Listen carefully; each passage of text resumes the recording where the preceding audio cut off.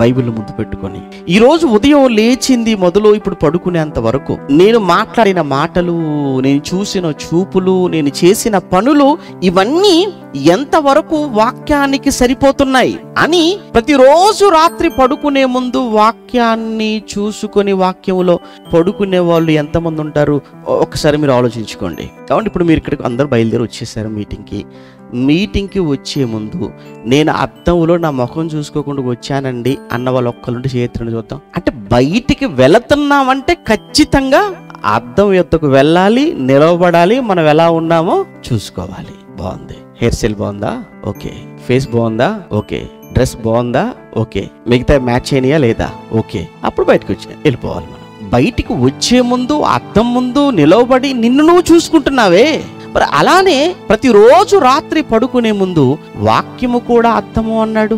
వాక్యం అనే అద్దం ముందు కూర్చుని ఈరోజు ఉదయం నుంచి రాత్రి పడుకునేంత వరకు చేసినవన్నీ ఒక్కసారి వాక్యం అని అద్దంలో చూడు. ఏమండి, మనిషి అన్న తర్వాత పొరపాట్లు చేయటం సహజం, కానీ వాటి నుంచి పాఠం నేర్చుకొని దిద్దుకోవటం అది మనిషి లక్షణం, అది బుద్ధిమంతుల లక్షణం.